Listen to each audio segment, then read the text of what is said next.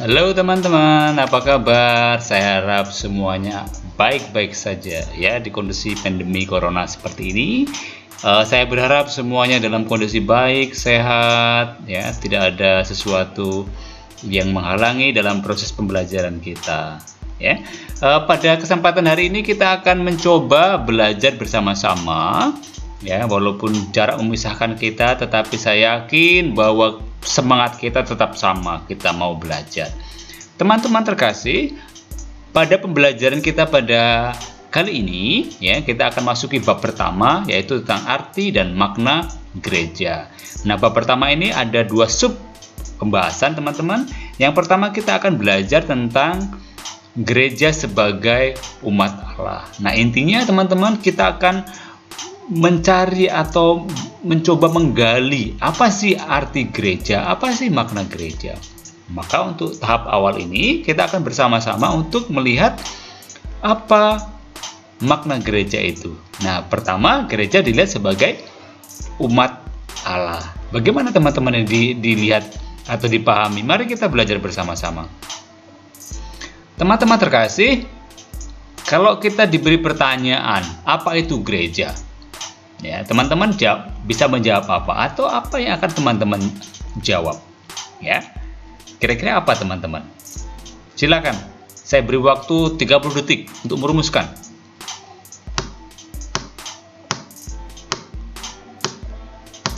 Terlalu lama 30 detik. Oke, sekarang katakan, gereja itu apa? Kita lihat, apakah sama dengan ini? Gereja sebagai tempat ibadat atau tempat orang misa bagi orang beragama Katolik atau beragama Kristen lainnya. Oke, mungkin bisa menemukan ini, boleh. Atau yang lain mungkin menemukan yang ini. Gereja itu sebuah organisasi rohani atau keagamaan, ya, dengan dipimpin oleh paus, uskup, imam, ya. Jadi yang pertama itu melihat sebagai sebuah tempat, yang kedua melihat sebagai sebuah organisasi rohani gitu ya. Atau mungkin bagi teman-teman yang beragama lain mungkin menemukan gereja itu hanya sebagai tempat ibadat saja ya bagi orang-orang Kristiani ya.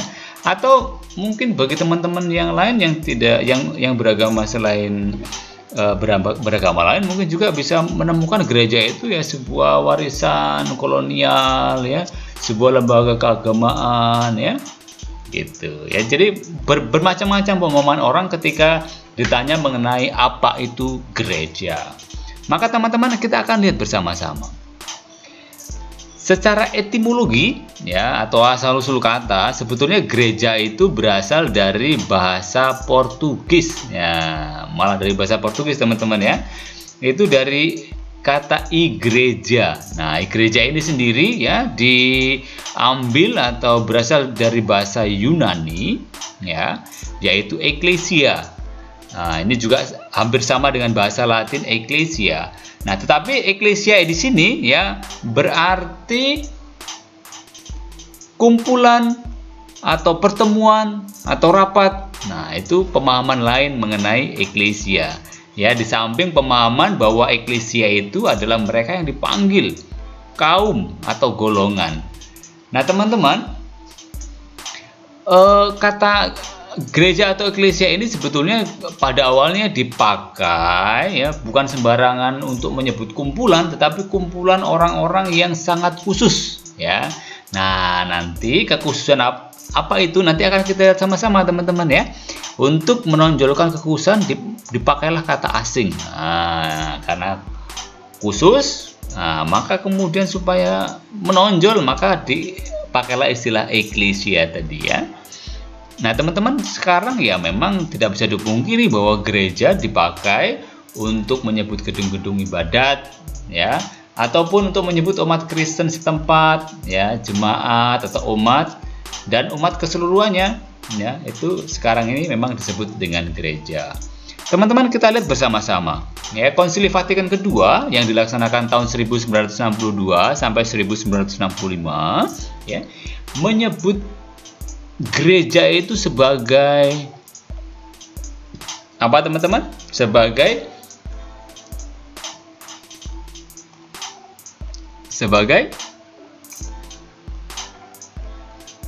umat Allah, ya. Nah, kenapa disebut umat Allah? Nah, atau umat Allah yang bagaimana, teman-teman? Jadi umat Allah adalah mereka yang disebut sebagai pengikut Kristus yang telah dibaptis. Nah, dalam pembaptisan ini, teman-teman, ya, kita semua dalam pembaptisan sepenuhnya menjadi atau bersekutu dengan Kristus, ya, melalui rahmat, melalui sakramen-sakramen, melalui pengakuan iman, serta persekutuan dengan para uskup gereja yang bersatu dengan Paus. Nah, teman-teman, ya, umat Allah ini juga, ya, karena memang umat Allah ini bukan hanya mereka yang suci-suci saja yang disebut umat Allah, juga mereka yang berdosa berat, ya. Mereka juga termasuk umat Allah, tetapi dalam hubungan yang tidak sempurna. Terus siapa lagi, teman-teman, yang merupakan umat Allah? Ya, mereka yang sudah dibaptis, ya. Orang-orang Kristen yang ya tidak Katolik tetapi mereka dibaptis. Itulah yang merupakan umat Allah yang diajarkan dalam Konsili Vatikan kedua. Teman-teman, jadi umat Allah itu, ya, diambil dari istilah dalam Perjanjian Lama. Nanti kita bisa baca, teman-teman, ya. Istilah itu muncul dari kitab Keluaran, ya, bab 6 ayat 6, ya, di situ juga dituliskan. Kemudian bab 33 ayat 13, ya. Kemudian kitab Ulangan juga di situ tertuliskan, ya. Jadi umat Allah ini tetapi dimaknai dengan berbeda, ya, tidak seperti dipahami umat Perjanjian Lama. Nah, ini dirasakan perlu untuk memaknai secara baru karena apa, teman-teman? Karena memang paham ini cocok atau relevan dengan tuntutan dan perkembangan zaman. Gereja Katolik yang melalui Konsili Vatikan kedua membuka pintu seluas-luasnya, yang dari awalnya menutup diri tetapi membuka bahwa keselamatan juga bisa dialami oleh orang-orang lain, ya, selain di dalam gereja. Teman-teman terkasih, kita bisa melihat diri kita masing-masing, ya. Kalau kita menyebut diri gereja atau gereja itu adalah umat Allah, jadi siapa saja yang ada di dalamnya? Ya, termasuk kita, ya, pelajar SMK, pelajar SMA, kita termasuk di dalamnya, teman-teman. Ya, jadi kita adalah orang-orang Katolik, orang-orang Kristen yang memang satu dalam satu himpunan, ya, umat Allah. Nah, kita diajak untuk apa, teman-teman? Untuk semakin menyadari jati diri kita, siapa sih sesungguhnya kita, ya, supaya apa? Setelah kita menyadari siapa diri kita diajak untuk berusaha menghayati. Nah, penghayatan yang seperti apa, teman-teman? Jelas, ya, dalam kehidupan bermasyarakat atau kehidupan di tengah masyarakat. Di tengah masyarakat itu seperti apa? Ya, dalam tugas-tugas pelayanan kita di gereja, ya, tugas-tugas pelayanan kita di dalam masyarakat bertetangga kita, ya, di dalam keluarga kita, ya. Jadi semuanya harus bisa mewujud nyata. Karena apa, teman-teman? Karena dilandasi dengan keutamaan-keutamaan Kristiani yang kita miliki. Yang pertama adalah iman, harapan, dan kasih. Inilah yang memampukan kita untuk mewujud nyatakan apa yang menjadi tugas kita, apa yang menjadi perwujudan dari kesadaran kita bahwa kita merupakan anggota gereja. Inilah keutamaan iman yang membawa kita ke dalam persekutuan umat Allah, ya. Umat Allah, ya, bukan hanya sekedar kita saja. Sekali lagi, di dalamnya jelas ada kaum awam. Kaum awam itu adalah mereka atau kita yang tidak ditahbiskan, ya, atau kita yang tidak dalam hierarki gereja, ya. Terus kemudian ada imam. Imam itu adalah kaum tertahbis, ya, yang memiliki tugas pelayanan, ya, dan juga nanti di dalamnya itu ada biarawan dan biarawati, ya, awam yang menyerahkan diri untuk tugas-tugas pelayanan rohani, ya. Dan mereka itu sama dengan kita, teman-teman, ya. Mereka sederajat atau mereka tidak lebih tinggi dari kita karena kita itu sama, ya. Kita itu merupakan suatu himpunan yang sama, memiliki kedudukan yang sama, ya, hanya berbeda soal fungsi, teman-teman. Ya, karena kita semua umat Allah adalah merupakan sebuah persekutuan yang bersama-sama akan berziarah ke rumah Bapa di surga.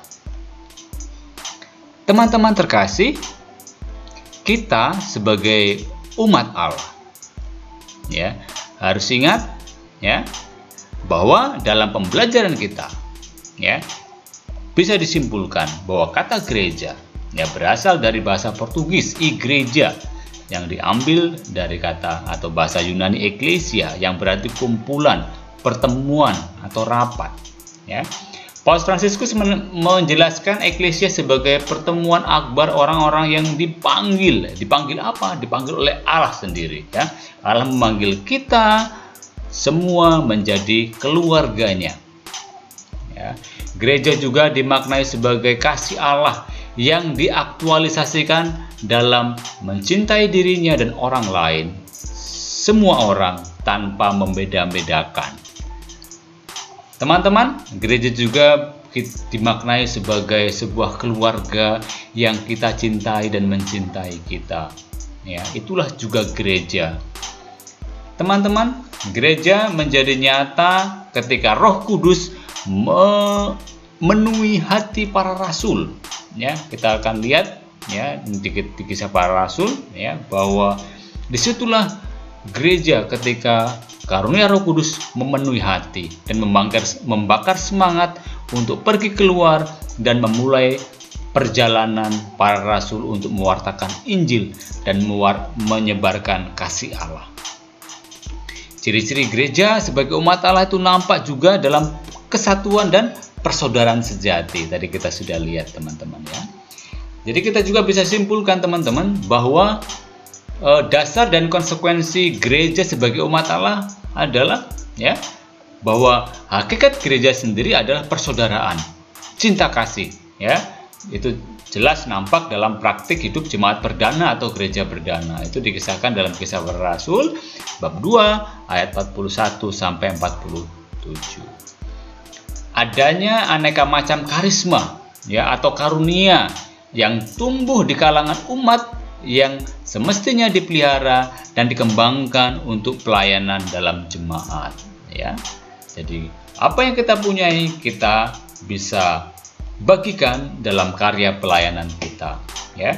Seluruh anggota gereja memiliki martabat yang sama seperti saya katakan tadi, ya. Ada awam, ada kaum tertahbis, ada imam, bapak uskup, ya, diakon, ya, biarawan dan biarawati. Mereka memiliki martabat yang sama, ya. Hanya soal fungsi saja yang berbeda. Teman-teman terkasih, hakikat gereja sebagai umat Allah adalah bahwa umat Allah merupakan suatu pilihan dan panggilan dari Allah sendiri. Ya, bahwa kita dipilih, kita dipanggil. Umat Allah adalah bangsa terpilih, ya, bangsa terpanggil. Ya. Umat Allah dipanggil dan dipilih oleh Allah untuk misi tertentu, yaitu apa? Menyelamatkan dunia. Ya. Hubungan antara Allah dan umatnya dimateraikan oleh suatu perjanjian. Ya. Umat harus menaati perintah-perintah Allah dan Allah akan selalu menepati janjinya. Inilah perjanjiannya, inilah materainya. Ya. Ketika manusia harus menaati perintah-perintah Allah, maka Allah akan selalu menepati janji-janjinya. Umat Allah selalu dalam perjalanan, ya, melewati padang pasir menuju tanah terjanji. Artinya apa, teman-teman? Kita sebagai gereja, umat Allah sedang berziarah di dunia ini menuju rumah Bapa di surga. Ya, seperti saya jelaskan tadi. Teman-teman, ya, apa konsekuensi gereja sebagai umat Allah? Ya, jelas bahwa konsekuensi kita sebagai umat Allah atau konsekuensi sebagai umat Allah, kita sebagai kaum awam, ya, umat harus menyadari kesatuannya dengan umat yang lain, ya, menghayati iman dan dalam kebersamaan, ya. umat yang aktif ambil bagian dalam kegiatan-kegiatan hidup menggereja di lingkungan, di wilayah, dengan segala karisma dan karunia yang dimiliki. Maka kita sekali lagi dituntut untuk aktif. Kemudian konsekuensi untuk hierarki, teman-teman. Ya, hierarki adalah imam, diakon, ya, terus kemudian uskup, ya. Hierarki mesti menyadari bahwa tugas kepemimpinan yang diembannya adalah tugas pelayanan. Mereka diajak di tengah-tengah umat sebagai pelayan, ya. Hierarki mestinya memberi ruang dan tempat bagi umat untuk berperan aktif ikut dalam membangun gereja dengan karisma dan karunia yang mereka miliki. Terus, apa konsekuensi dalam hubungan antara hierarki dan umat? Ya, hierarki harus memandang umat sebagai partner kerja, ya, dalam membangun gereja tentunya, bukan sebagai pelengkap penderita yang seolah-olah tidak berperan apa-apa. Hierarki juga harus memperlakukan seluruh anggota gereja sebagai satu umat Allah yang memiliki martabat yang sama meskipun menjalankan fungsi yang berbeda-beda. Teman-teman terkasih,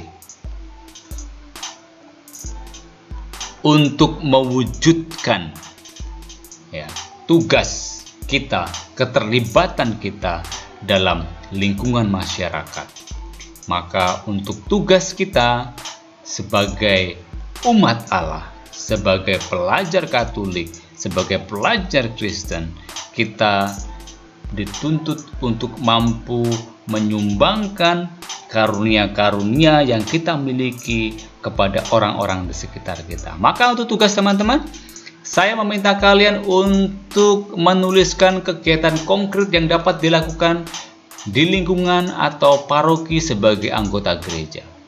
Kira-kira dalam anggota gereja, sebagai anggota gereja, apa yang bisa teman-teman lakukan?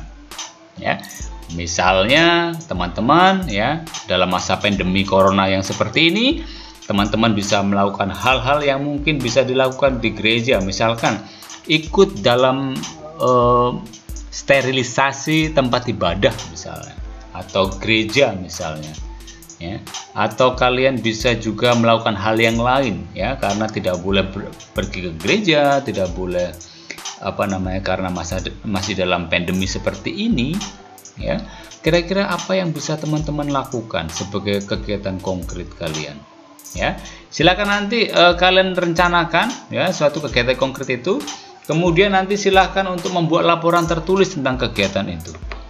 Ya, apapun kegiatannya silakan bisa dilaksanakan, asalkan sekali lagi mewujudkan atau mengkonkretkan, ya, kegiatan kita sebagai anggota gereja. Ya, nanti silakan juga difoto kegiatanmu itu, ya.